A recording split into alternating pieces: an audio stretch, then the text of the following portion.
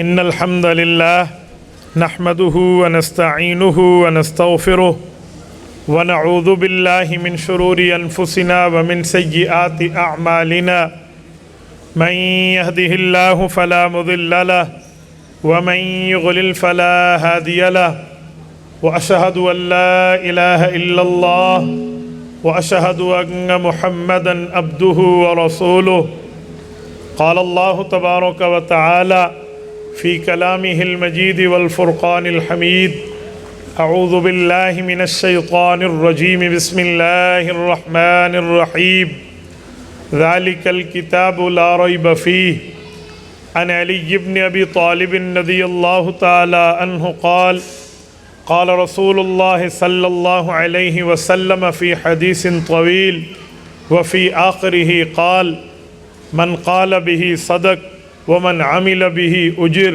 ومن حكم به عدل ومن دعا إليه هدي إلى صراط مستقيم رواه الإمام الهمام الترمذي في جامعه صدق الله العظيم وبلغنا رسوله النبي الأمي الكريم ونحن على ذلك لمن الشاهدين والشاكرين والحمد لله رب العالمين۔ معزز دوستو، آج 5 ستمبر 2022 بروز پیر ہے اور یہاں ہم دستور میرج ہال ڈیرہ اسماعیل خان میں میرے بھتیجے حافظ مجتبیٰ حسن کی تقریب ختم قرآن میں موجود ہیں۔ میں اس عظیم موقع پر حافظ صاحب کو، ان کے والدین کو مبارکباد کا مستحق سمجھتا ہوں، اور جن اساتذہ کرام نے انہیں پڑھایا ہے وہ بھی مبارکباد کے مستحق ہیں۔ جس محفل میں ہم جمع ہیں، یہ آج سے تقریباً 1.5 ماہ 2 ماہ پہلے ہم نے یہ دن طے کیا تھا۔ رب کریم ہمارے بھائی عمر سلطان صاحب کو جزائے خیر عطا فرمائے۔ انہوں نے مجھ ناکارہ پر یہ کرم کیا کہ مجھے وقت طے کرنے میں آسانی ہوئی، ایک لمبا وقت مجھے دیا، اور میرا اس خاندان سے تعلق صرف نہیں ہے، یہ خاندان اور ان کے بزرگوار میں ان کا احسان مند ہوں، وہ میرے محسن ہیں۔ رب کریم ان کے والد مکرم اور ہمارے استاذ مکرم جناب عظیم مجاہد صاحب کی قبر پہ کروڑوں اربوں رحمتیں نازل فرمائے۔ یہ انہی کا فیض ہے۔ اللہ جانتا ہے کہ انہوں نے ہمیں انگلی پکڑ کے چلنا سکھایا ہے۔ میں نے جتنا عظمت صحابہ اور عظمت اہل بیت پر ان سے پڑھا ہے، شاید بعد میں کسی استاد سے پڑھا ہو۔ اور میرے دائیں بائیں ہمارے شیخین مکرمین ڈیرہ اسماعیل خان، شیخ الحدیث والتفسیر حضرت مولانا سراج الدین نور اللہ مرکزہ، شیخ الحدیث والتفسیر حضرت مولانا علاء الدین نور اللہ مرکزہ، ان کے صاحبزادگان موجود ہیں۔ یہ حضرات اس بات کے عینی شاہد ہیں کہ عظیم مجاہد صاحب کو رب نے کیسی ذات دے کر پیدا کیا ہے۔ رب کریم اس بات پہ گواہ ہے کہ اس شخص نے اپنی زندگی باوجود کہ غربت میں، لیکن اس غیرت مندی کی ترتیب پہ گزاری ہے جس زندگی پر زندگی کو بھی رشک آتا۔ دلائل کی دنیا میں گفتگو کرنا میں نے بنیادی طور پہ بچپن میں ان سے سیکھا ہے۔ وہ اس انداز میں بات فرماتے تھے، ایسی آسان لہجے میں بات ذہن میں ڈالتے، رب کریم جانتا ہے کہ جیسے آپ پکا پکایا نوالا کسی کے منہ میں ڈال دیں۔ اے کاش آج وہ یہاں ہوتے تو ان کا دل باغ باغ ہو چکا ہوتا۔ آج ان کے پوتے نے قرآن کریم پڑھا ہے تو ہم ایصال ثواب کے قائل ہیں۔ میں اس بات پہ یقیناً فخر محسوس کرتا ہوں کہ اس کا ثواب ان کے دادا جان کو قبر مبارک میں مل رہا ہوگا۔ رب کریم ان کی تربت اقدس پہ کروڑوں اربوں رحمتیں نازل فرمائے۔ باوجود کہ اسکول کی تعلیم ان کی نہیں تھی، لیکن الحمدللہ جب دلائل میں دینی معاملے میں بات کرتے تو کیا صحیح بخاری اور کیا صحیح مسلم، یقین مانیے، یعنی کسی اور مذہب پر بات کرنا ہو تو ان کے حوالہ جات بھی ازبر ہوتے اور گفتگو اس انداز کی کرتے جیسے بات کرنے کا حق ہو۔ مجھے یاد ہے حضرت نے ایک واقعہ سنایا، بھائی عمر اس وقت ان کے ساتھ تھے۔ وہ یہ بجلی کی وائرنگ پر جو پٹی بنتی ہے، اس کے بیچنے کے لیے کسی جگہ گئے، وہ یہی کام کرتے تھے۔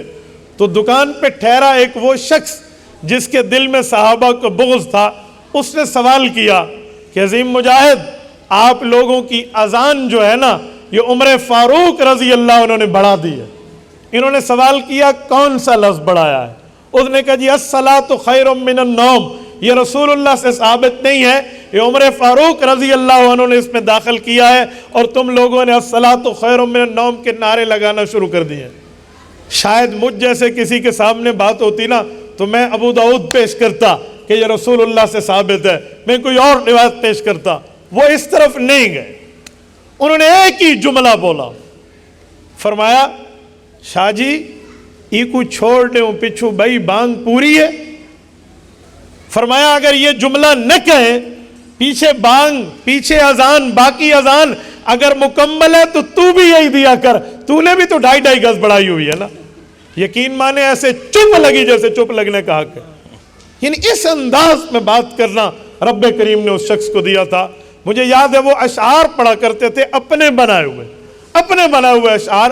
حضرت ابوبکر صدیق رضی اللہ تعالیٰ عنہ کو سلام عقیدت ان الفاظ میں پیش کرتے تھے کہ ہے مشکل رات نبی کی ہجرت والی، ساتھی صدیق یار غار ہے، کندھا صدیق تیرا رسول خدا سوار ہے، 3 میل کی چڑھوں گا چڑھائی میرا نبی سے اقرار ہے، رک جاؤ صدیق رک جاؤ یہی سور غار ہے، سو گیا پیغمبر صدیق کی گود میں، صدیق اللہ کی امانت کا پہرے دار ہے۔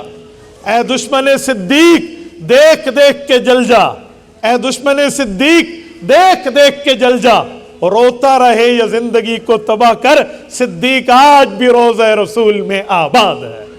یہ الفاظ ہوتے ہیں ان کے، یعنی آپ اندازہ لگاؤ ایک آدمی اسکول کی تعلیم سے واقف نہ ہو لیکن ان کا محبت صحابہ کرام اور آل بیت سے اتنی تھی کہ وہ یوں کرتے۔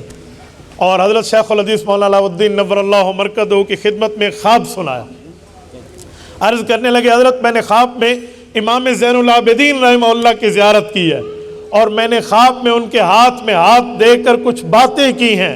تو حضرت شیخ الحدیث رحمہ اللہ نے فرمایا تو نے تو منامی بیعت کر لی اہل بیت سے۔ تو فرماتے تھے بس میری اہل بیت سے یہ محبت ہے، میری اہل بیت سے یہ پیار ہے، یعنی یہ تعلق۔ آج ان کی نسل کو رب نے قرآن کریم یاد کرایا ہے، اس پر اس پورے خاندان کو میں مبارکباد کا مستحق سمجھتا ہوں۔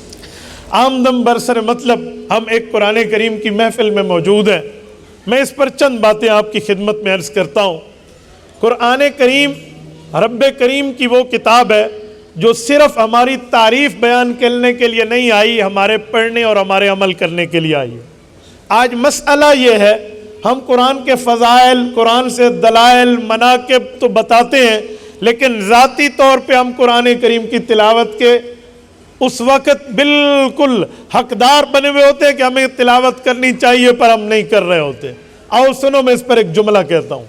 قرآن کریم میں رسالت مآب کے مقاصد میں ایک مقصد یہ بیان کیا آمد مصطفیٰ کے مقاصد میں کہ یتلو علیہم آیاتی ہی، رسول اللہ صلی اللہ علیہ وسلم خود بھی تلاوت فرمائیں اور رسول اللہ صلی اللہ علیہ وسلم امت کو تلاوت سنائیں۔ اب سوال اٹھتا ہے کہ تلاوت کرنی ہے، کیا ترجمہ آنا تلاوت کے لیے ضروری ہے یا ایسے ہی کرے ثواب ہوگا؟ تو ترجمے کے لیے الگ آیت ہے وَيُعَلِّمُهُمُ الْكِتَابَ وَالْحِكْمَةَ، لیکن اگر عالم نہ ہو بندہ، ترجمہ نہ ہوتا ہو، خالی قرآن کریم کی تلاوت کرے تب بھی ثواب سے خالی نہیں۔ اور یتلو علیہم آیاتی میں ایک جملہ سمجھ آتا ہے، وہ کیا فرمایا؟ رسول اللہ صلی اللہ علیہ وسلم تلاوت کریں گے۔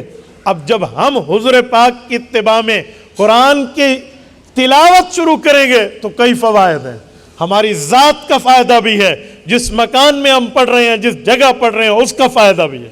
آپ کہیں گے کیسے؟ اپنی ذات کا فائدہ حدیث پاک میں امام بیہقی رحمہ اللہ نے شعب الایمان میں یہ روایت نقل کی ہے، حضرت عبداللہ ابن عمر رضی اللہ عنہما کے واسطے سے نقل کی ہے، فرمایا ان هذه القلوب تصدع كما يصدع الحديد، فرمایا دلوں کو زنگ لگ جاتا ہے جیسے لوہے کو زنگ لگ جاتا ہے۔ رسول اللہ سے صحابہ کرام نے پوچھا فما جلاؤها یا رسول اللہ، اس زنگ اتارنے کی ترتیب کیا ہوگی؟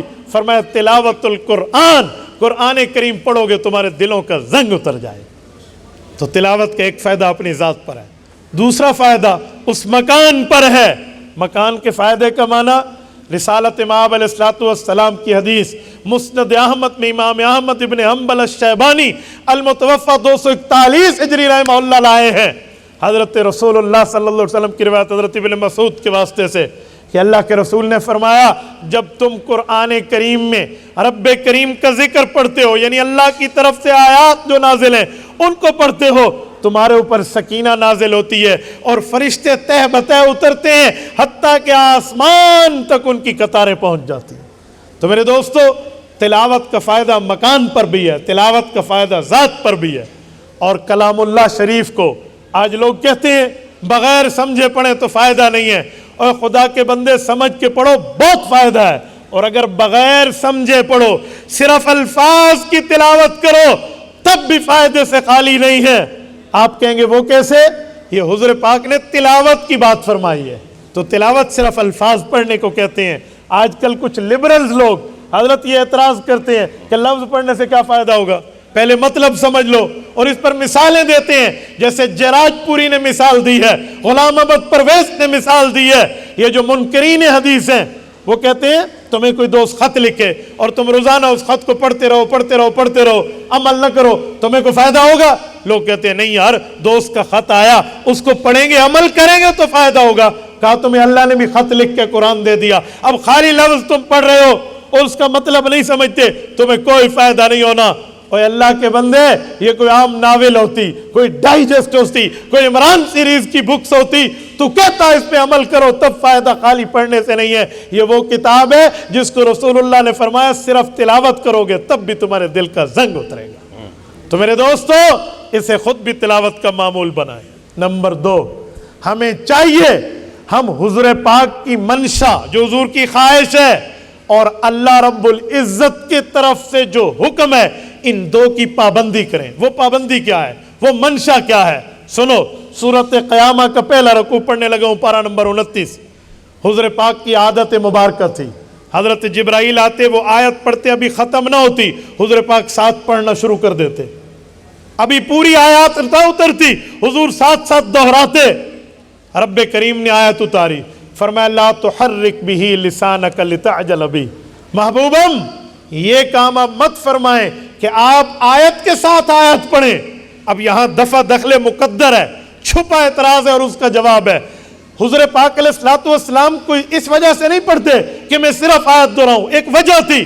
وجہ یہ ہے, فرمایا مولا میری چاہت یہ ہے, میری خواہش یہ ہے, تمنا مصطفیٰ یہ ہے کہ اس قرآن کریم کا کوئی ایک جملہ بھی ضائع نہ ہو, میں دہرا لوں تاکہ اگلی نسلوں تک پہنچ پائے. رب نے اس کا جواب دیا, فرمایا محبوب فکر نہ کیجئے, ان علینا جمعہ و قرآنہ, یہ قرآن جمع کیسے ہوگا, اگلی نسلوں تک پہنچے گا کیسے, یہ ہمارا کام ہے. تو اللہ رب العزت کے نبی نے ساتھ پڑھنا چھوڑ دیا. جب حضرت جبرائیل چلے جاتے پھر پڑھ کے سنا دیتے, صحابہ کرام لکھ لیتے. تو آج ہم تک یہ قرآن پہنچا, حضور کی خواہش پوری ہوئی, اللہ کا کام پورا ہوا. ہمیں چاہیے کہ ہم حضور پاک کی اس خواہش پر خود کو اور اپنی اولادوں کو لگائیں جیسے انہوں نے اپنی اولاد کو لگایا ہے. میں کہتا ہوں فیلنگز الفاظ کی محتاج نہیں ہوتی. آج عمر کے دل سے پوچھے نا, وہ بتائے گا میرے پاس لفظ ہی نہیں ہے کہ میرے بیٹے نے قرآن پڑھا اس کی خوشی کتنی ہے. فیلنگز کے لیے الفاظ نہیں چاہیے, احساس بتانے کے لیے عبارت نہیں چاہیے, وہ ایک دل کی فکر کا نام ہے. تو میرے دوستو اپنے لیے بھی یہ کیجیے اور اپنی اولادوں کے لیے بھی. نمبر 3, جب ہم یہ اپنا حافظ گھر کا تیار کریں گے اس کا فائدہ کیا ہوگا دنیا اور آخرت میں؟ سنو, حدیث پاک میں ہے, رسالت میں آپ نے فرمایا کہ حافظ قرآن لو کانت فی بیوتکم الدنیا, حضرت معاذ جوہنی کی روایت امام بیہقی نے نقل کی ہے, فرمایا حافظ قرآن تو سورج کی طرح روشن ہے, اور اگر تمہارے گھروں میں آ جائے تو کیا خیال ہوگا. تو یہ دنیا کا فائدہ اور آخرت کا فائدہ, توجہ رکھنا, آخرت کا فائدہ. آپ فضائل اعمال اٹھائیں, حضرت شیخ زکریہ رحمہ اللہ نے اپنے خزیمہ سے حدیث پاک نقل کی ہے, حضرت علی المرتضیٰ رضی اللہ عنہ راوی ہیں. اللہ کے رسول نے فرمایا جو قرآن کریم پڑھنے والا ہوگا اس میں حافظ بھی, قاری بھی اور عالم بھی شامل ہے, یعنی قرآن کریم کا جو ماہر ہوگا وہ قیامت میں رب کے دربار میں آئے گا اور اللہ تعالیٰ اس شخص کو فرمائیں گے آؤ میں تمہیں خصوصی پیکج دے رہا ہوں۔ مولا وہ کون سا پیکج ہے؟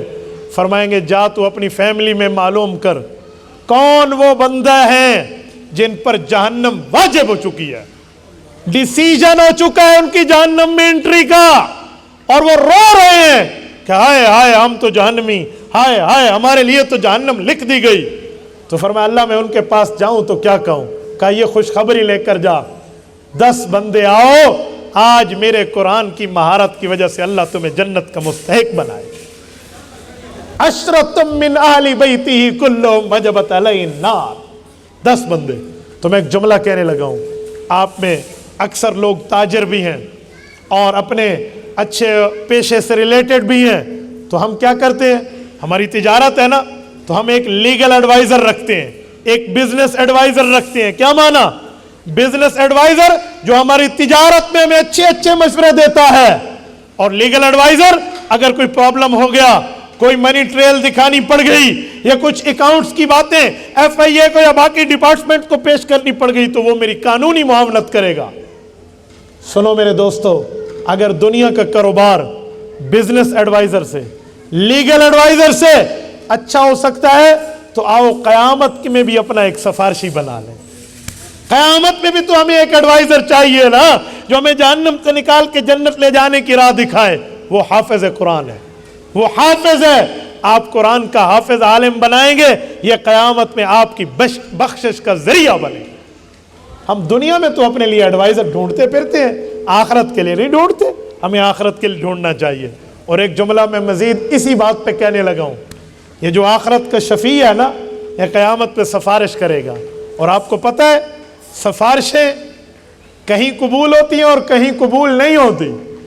جہاں سفارش قبول نہیں ہوتی وہ جج کی عدالت ہے، اور جہاں سفارش قبول ہوتی ہے وہ مالک کی عدالت ہے۔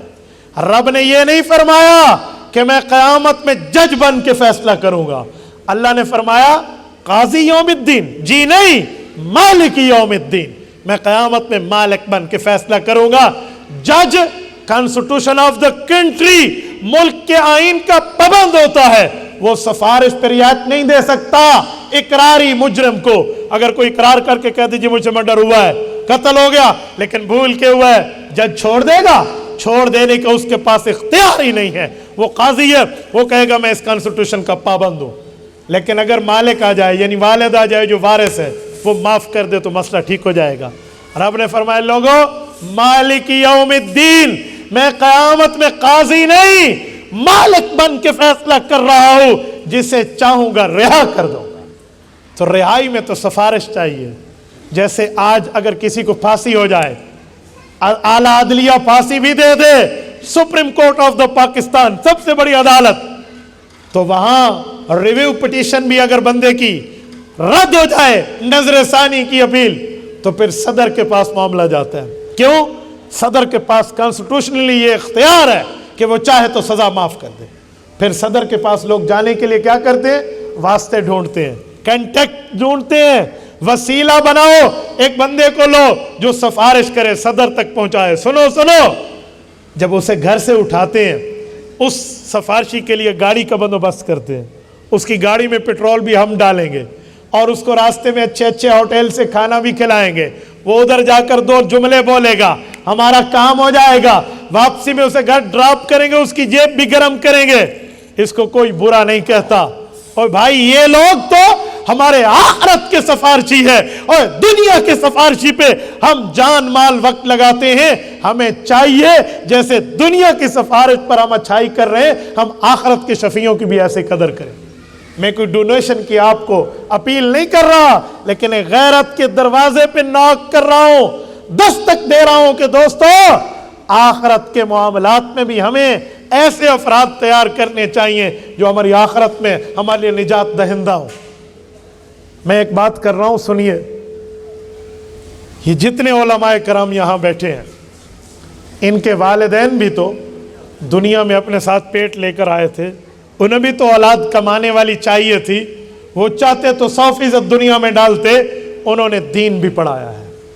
دین اعلان ہو رہا ہے، علماء آئے ہیں، ہمارا पूरे का पूरा प्रोग्राम बारौनक हो गया है।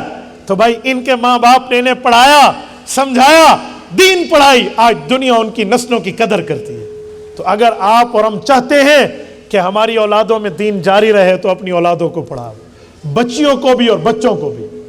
और मेरे ख्याल में मेरी माओ बहनों का मजमा भी है, तो मैं अपनी ख़वातीन बहनों से एक जुमला कहता हूँ, मेरी बहनों तुम भी कुरान पढ़ना याद करना शुरू कर लो।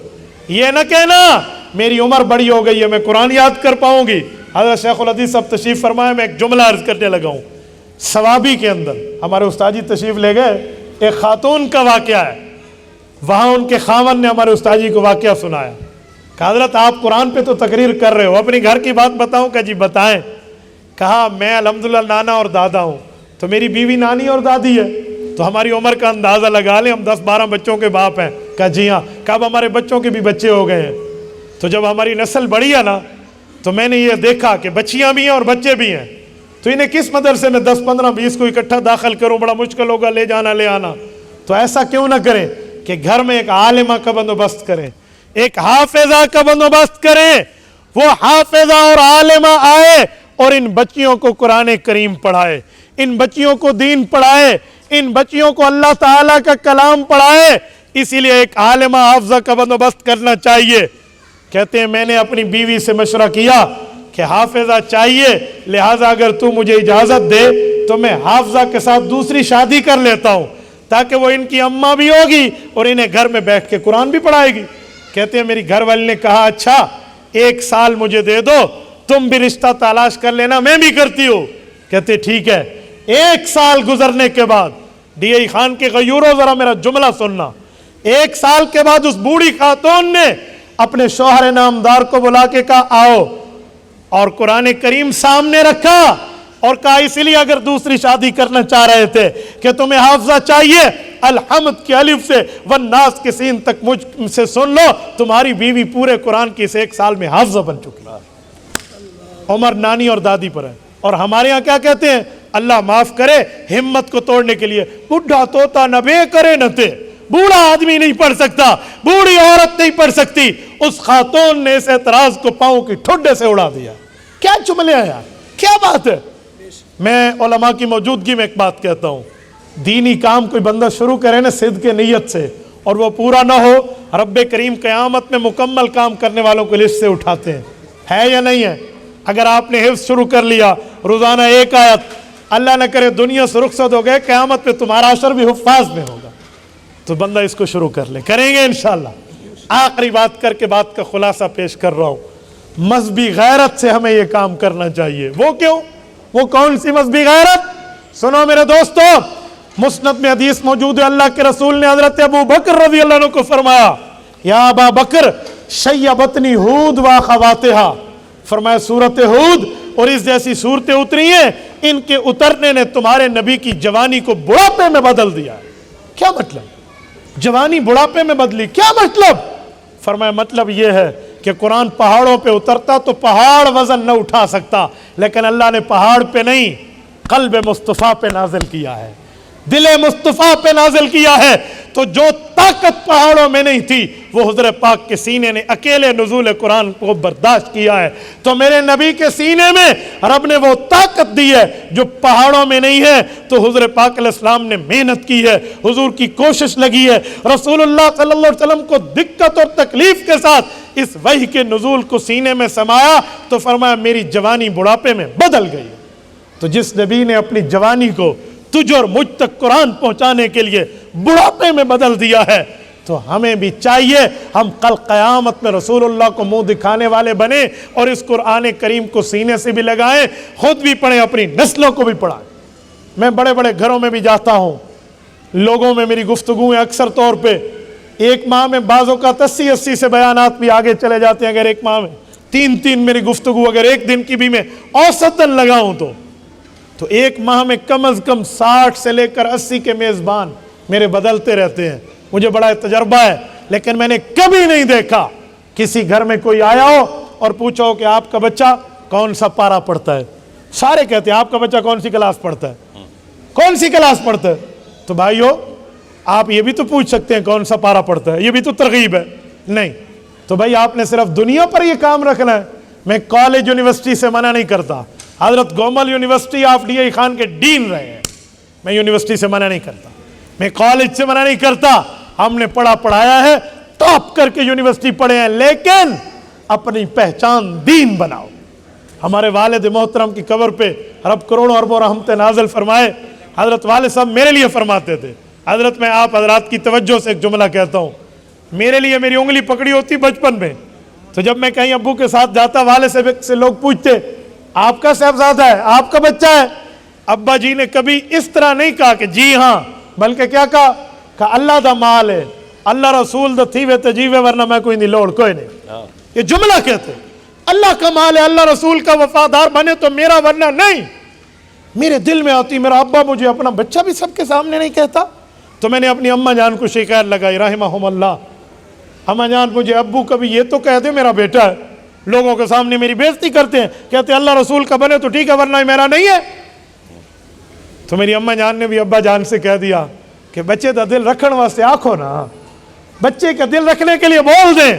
ابا جان نے پھر بھی نہ بولا, اس وقت بھی کہا ہاں گال سدھی ہے, تو پتر دی تائید کرے نہیں ہے, اللہ رسول دا تھیوے تجیوے, ورنہ کوئی لوڑ کو نہیں. لفظ کہا میری اماں کے سامنے بھی وہی. بہرحال میں روتا رہتا تھا, لیکن میں آج سمجھتا ہوں وہ بےزتی نہیں تھی, وہ دعائیں تھیں.